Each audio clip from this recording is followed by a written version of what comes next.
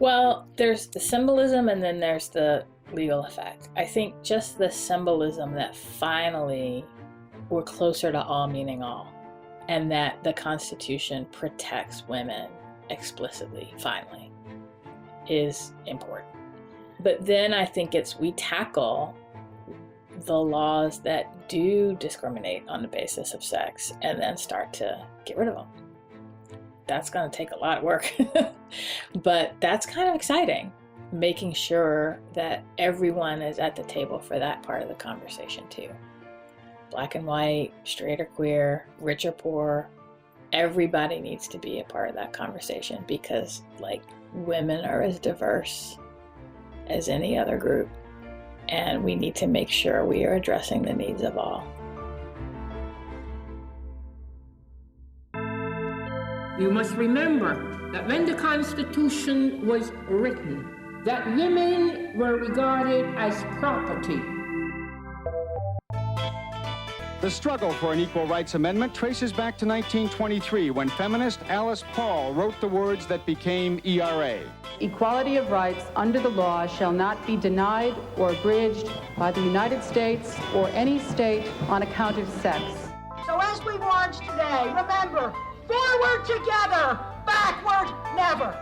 If you could change one thing about the Constitution, what would it be? I would add an equal rights amendment to the Constitution.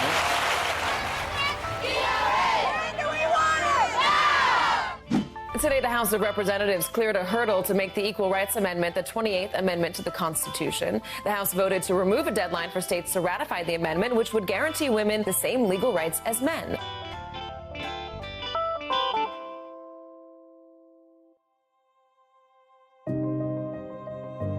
Hi, I'm Kate Kelly, human rights attorney, feminist, and advocate for the Equal Rights Amendment. And this is Ordinary Equality. This season, we've covered a lot of ground. We talked about the early history of the ERA, its sometimes problematic champions, the anti-ERA movement, the amendment's death by deadline, and its modern resurrection. I shared how my personal perspective on the ERA has shifted over time, and we've been able to follow together the progress happening on the ground right now. In this season finale, we're looking ahead. You'll hear new and familiar voices talking about what it will mean to them when this gets ratified and what happens next. After all, the amendment really is just the beginning of a whole era of work to ensure legal gender equality is reality in this country.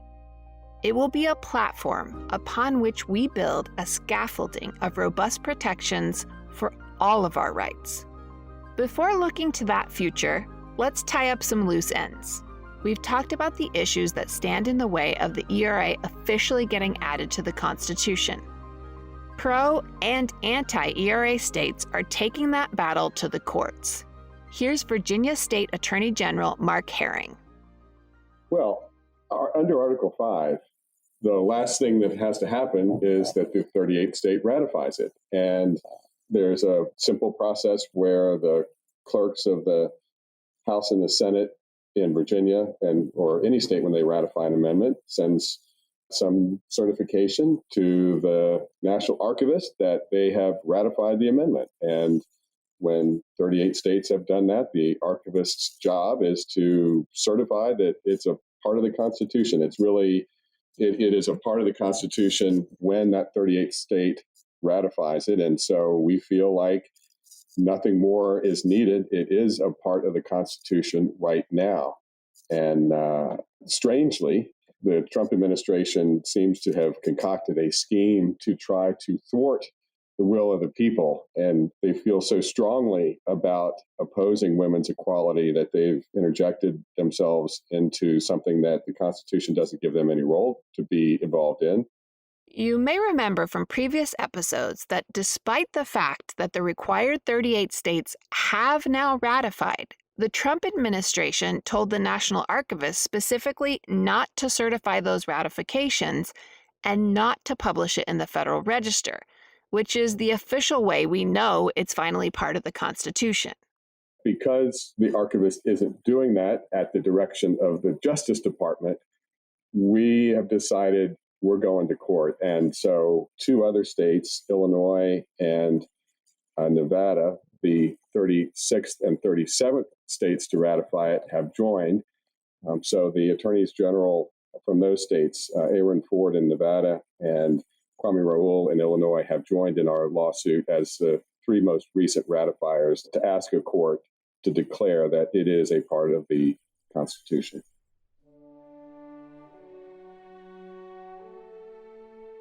There are broadly 2 arguments Mark is fighting against.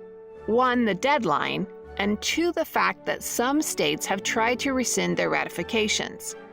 Mark says neither objection holds water. Article 5 of the Constitution governs the process for how to amend the Constitution. And it's really pretty simple. It gives Congress 2 jobs. First one is it says that Congress gets to decide whether to put an amendment, proposed amendment to the states for consideration. And then the other is what the mode of ratification should be. Is it state legislatures or state conventions? And that's really it. And there is no time limit put in the Constitution, nor does it empower Congress to set a limit on when a state can consider or ratify the amendment. And so that's why this notion of a time period is completely misplaced. The ERA that the states voted to ratify didn't even have the deadline in it. The deadline language was in a preamble that wasn't voted on by the states. When it comes to the other argument, rescissions, there's precedent that says rescissions are a no-go. You know, there were a couple of other amendments, 13th and 14th, where a couple of states purported to pull back their ratification or rescind it. Those were never recognized, and they shouldn't be recognized now for the Equal Rights Amendment.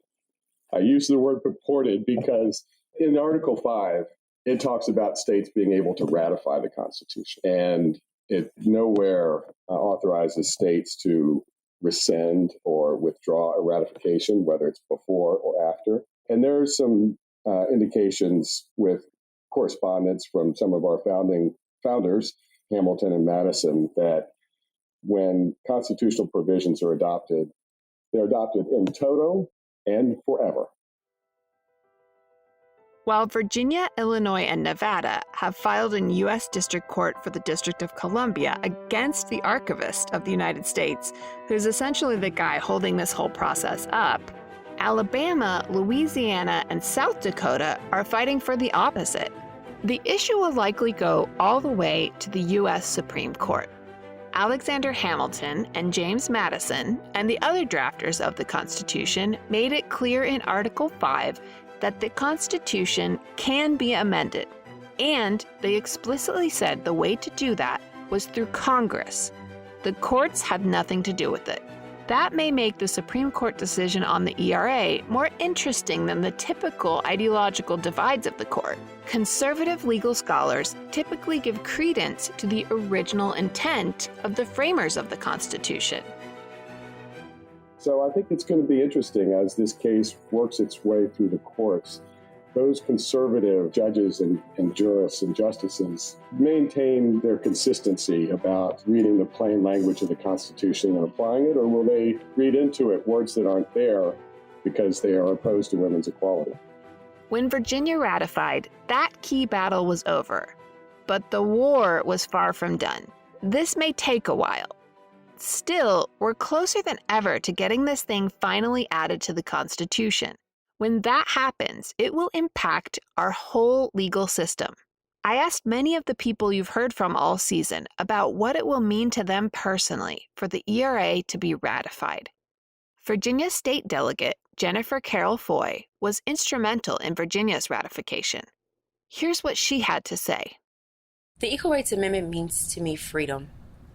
When I think of the Equal Rights Amendment, I truly think freedom. I truly feel as if, as a woman, I have been relegated to second-class citizenship. And how do I know that? Because the Constitution says so. Because the law in this country says so. that I could win a sex discrimination case in state court because there's a state equal rights amendment, and I will lose in federal court every time because I am in second class because of my gender, while race, religion, and national origin is in first class. The only thing we're asking as a gender is to be moved up to first. That's what we're asking. So I think it's very clear. And some people say, well, it's just symbolic. And I say, well, symbols matter. The Statue of Liberty matters. The United States Constitution matters. The flag of the United States matter. And when a young girl opens her pocket Constitution and she sees that she's in there and her human rights as equal to men is protected in the United States Constitution, I think it speaks volumes. I think it's impactful. I think it gives her hope. I think she can see herself with no ceilings and endless opportunities and boundless success because there are no shackles that's been placed on her because of her gender. Some of the people I spoke to talked about how this will be a celebration of a century of hard work. This year is the centennial of the 19th Amendment, which legally gave women the right to vote. Senator Ben Cardin from Maryland compared the magnitude of passing the ERA to that moment. To me, it would be a bright moment in that path towards equality. We know it's a struggle. We know those who have given so much in the past for this moment of when America really lives its beliefs of equality. This would be a major step forward. Even with the passage of the Equal Rights Amendment, we're not at the finish line, but it is a major moment, as the women's suffrage was a major moment in America carrying out its belief of equality. Others talked about how meaningful this will be for future generations. Here's actor Alyssa Milano. I'd be able to just look at my daughter and say, you have the same rights, you have the same legal recourse as any man or as your brother does. That's huge for me. I mean, the fact that I could potentially see this pass in my lifetime and be able to look at my daughter and know that she's going to be okay, it's big. It's big. It brings tears to my eyes every time I think about it. When the ERA is all squared away, the movement's work will enter a new phase.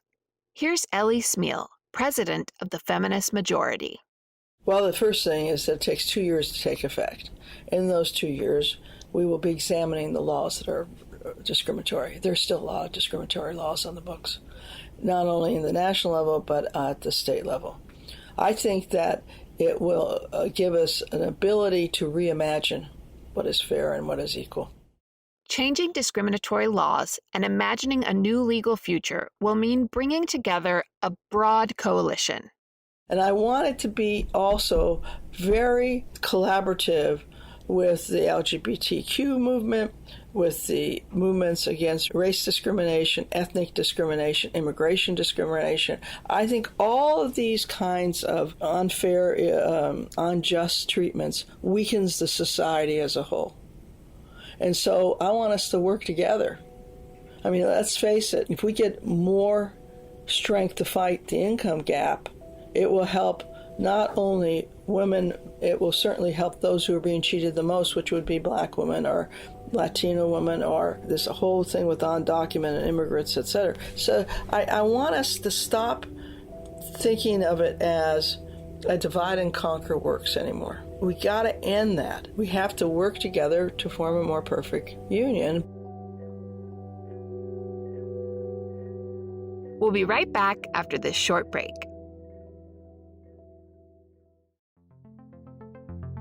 Hey, it's Kate, and I want to tell you about a show from the Vox Media Podcast Network. It's called Pivot. It's hosted by Recode's co-founder and editor-at-large, Kara Swisher, and NYU business professor Scott Galloway. Every Tuesday and Friday, Kara and Scott break down major news stories of the week and take a sharp look at how they're changing the way we communicate, vote, shop, and live. You can expect razor-sharp insights, bold predictions, and a declaration of the week's big winners and losers. Kara and Scott banter and bicker at the speed of your Twitter feed, and the show is as hilarious as it is informative. So subscribe to Pivot with Kara Swisher and Scott Galloway for free in your favorite podcast app to get new episodes automatically.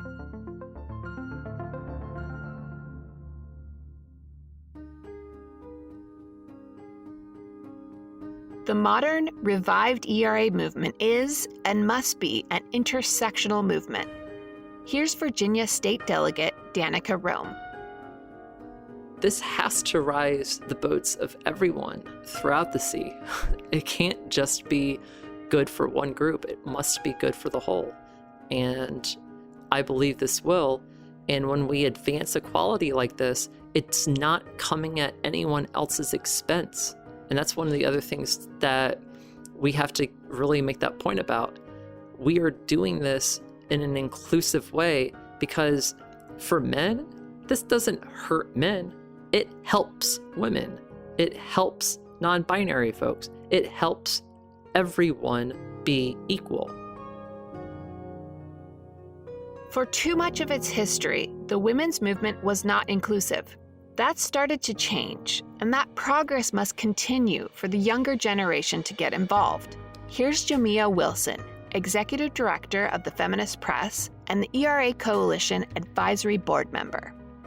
One thing that was pointed out to me from our foremothers in the ERA movement who we work with intergenerationally was that part of the reason so many of us didn't see a place for ourselves in the ERA movement was because the stock photos that the media have been using for many years to talk about this issue are stock photos of white suffragists and stock photos of women who are many years older than ourselves and people even younger than ourselves, and that they haven't really diversified the image of the ERA since its inception or in the early 80s. And to think about media sexism as it relates to the packaging of this narrative and how it's shaped hearts and minds and our understanding of ourselves and what's possible. And I like that this has now been named because it can now be addressed to really think about how we can get the media to actually focus on an intergenerational narrative about the ERA, why the ERA is so important to the next generation, how it affects college funding, how it affects rights related to reproductive health and justice that would affect people of reproductive age. All of those things that need to be connected to the issue, but haven't been illustrated in the face of the ERA that we've received throughout time. And I like to point out to people just how many young women and also women of color are at the forefront of leading the ERA conversation, because there's also a sort of writing off of that conversation because people have misinformation about the conversations about racial justice that are happening within the ERA. Building on the foundation of the ratified ERA is going to be the work of women's rights activists, attorneys, and legislators for the next century. For gender rights to expand, that means we're going to have to get young people into the fight. The ERA movement has not been a young person's movement since the 1970s and 80s. But I can't overstate how important it is to figure out how to appeal to people who can take up the mantle. Just like with the 14th, 15th, and 16th Amendments, progress will only come if people actively fight for it. Otherwise, it's up to the Supreme Court interpretation. Here's Maryland Representative Jamie Raskin, my former constitutional law professor. Now, I should say, I hope this is not undermining our argument or anything, but you also have to have the right court and the right justices, because you can have the greatest language in the world, but it means nothing if you have reactionary justices. I mean, we had equal protection under the 14th Amendment in the Constitution when the Supreme Court ruled in Plessy v. Ferguson in 1896. 3 decades after it was added to the Constitution, after the Civil War, the Supreme Court said, oh, it's totally fine to segregate blacks and whites on the train cars in Louisiana. No problem, because that upholds the mores and the customs and the usages and the traditions of the people. I mean, if that's all the Equal Protection Clause means, it means nothing, because if the mores and the usages and the traditions of the people are racism or sexism, then the Equal Protection Clause doesn't mean anything. You've basically subordinated the Constitution to racist practices at that point. Put it this way, it may not be sufficient to get you everything you want, but the language is necessary to get you what you want. Part of the reason I wanted to do this podcast was to help get the word out about how important this is. We have an opportunity to make real and lasting change now and for future generations to come.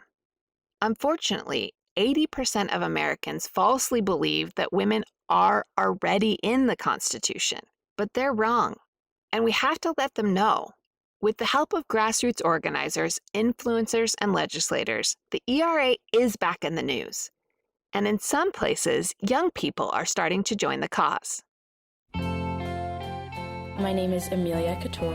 I am 18 and I am the outreach director for Generation Ratify. So Generation Ratify is a youth-based movement based in Virginia, youth-led, based in Virginia, and we're trying to get the Equal Rights Amendment ratified.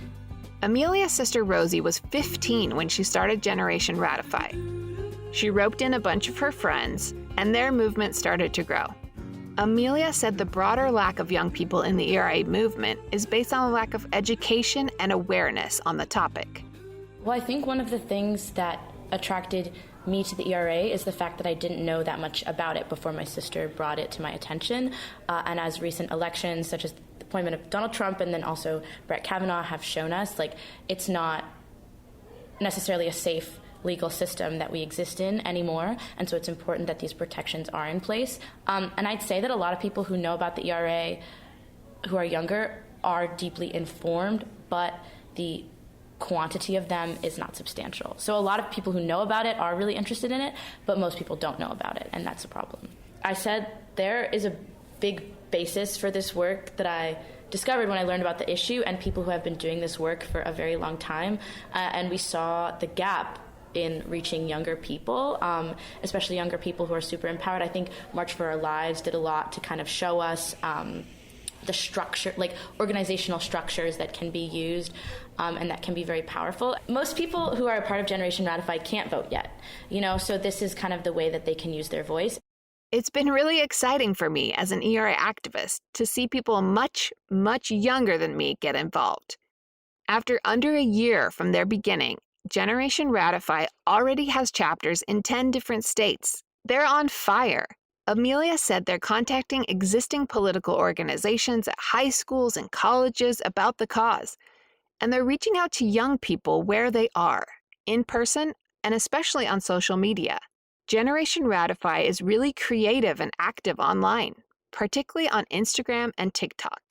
And I think that's a problem within the ERA movement itself, is that younger people are not being connected to, which is why Rosie and I and everyone else on the executive board saw the need for this organization, because it's not something that younger people will seek out if they're not aware of the issue, so you have to go to them. So we have used the internet, email, and social media as tools. We're also always looking for more ways to get youth involved. So, like I said, we have a very flexible mentality. Like, we try things out, and if it doesn't work, let's try another thing. But if it does work, great. The getting youth involved is an issue that everyone, I think, struggles with. But because we are youth ourselves, it's a lot easier. We all have an opportunity to help spread the word. Whether you're a full-fledged celebrity with a massive following like Alyssa Milano, or you're working with a smaller group of people you regularly interact with, you can use social media for good. Here's actor Alyssa Milano on that point. With social media, everyone has a platform. Every single person is responsible for their followers, for the content they put out to their followers. And it doesn't matter if you have 200 followers or 2 million. That is your community. You're setting the tone. You're giving them the information that you want out there. So, I think it's important to remember that we all have the platform. It's just what we do with it. The times we live in now are overwhelming. It's hard to know how best to help, how best to spend our limited time and resources. When it comes to getting the biggest, most long-lasting bang for your activist buck, you can't get any bigger or better than the ERA. It's not a piecemeal policy that will impact a handful of people. The ERA will positively alter the legal landscape for every single woman, girl, and person of a marginalized gender in this entire country forever. Based on my lived experience, I know for a fact that each of us can have a major impact on our immediate communities. If you've been along for the ride from the beginning of the podcast, you'll know that the community I grew up in was far from down with the ERA. My mom and my grandmother actively fought against it in the 1970s. My work, activism, and willingness to talk about difficult topics has helped to change opinions of those around me. I'm just one person, but I'm a constant missionary for the cause I believe in most, gender equality. Coming full circle, I asked my now ERA supporting mom, living proof that people can change and evolve their political opinions, what she had to say to the people who haven't come around to the idea quite yet.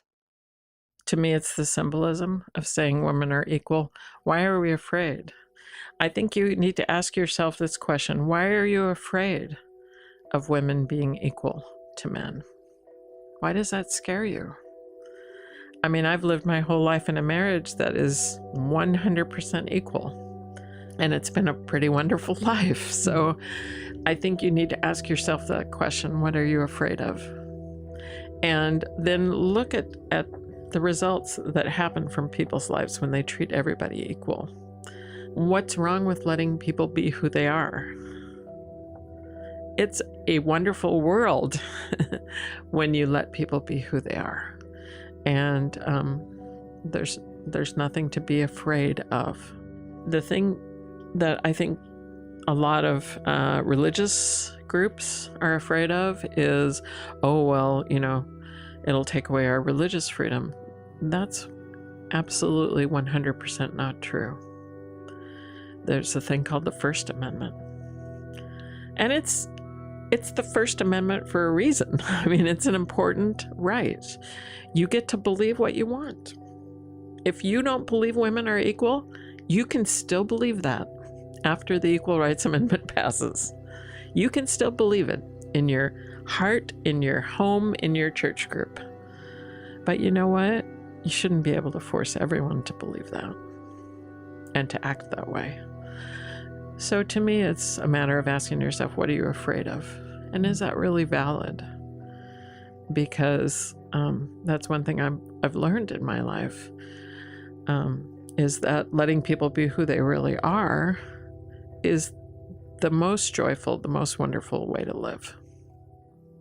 That's how my mind was changed.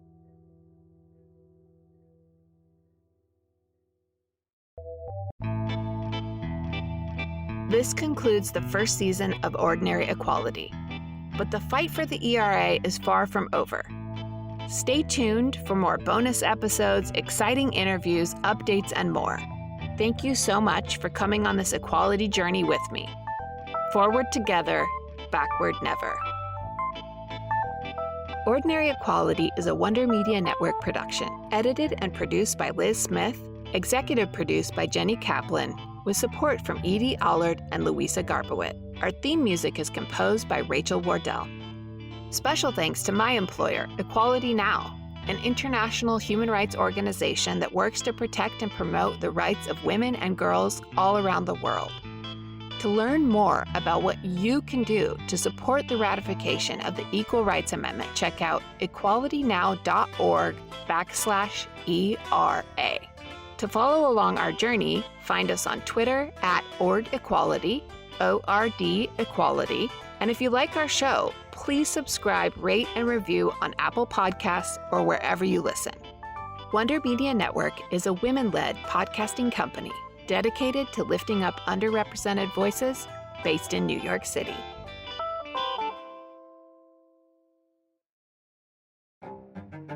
Do mediums really see dead people? Can our solar system determine a person's luck? Can Satanism be feminist? On Beyond Belief, a new podcast from Wonder Media Network, host Jericho Mandieper offers spiritually curious listeners a safe place to question, and to consider ideas, theories, and practices of some of the world's leading non-traditional spiritual thinkers. Jericho takes listeners on a journey to learn how society's weirdos believe, and we discover maybe they're not so weird after all. Featuring topics like satanic feminism and dolphin communication, Beyond Belief gives listeners an opportunity to suspend skepticism and embrace the spiritual. Listen to Beyond Belief on Apple Podcasts, Spotify, or wherever you listen to podcasts.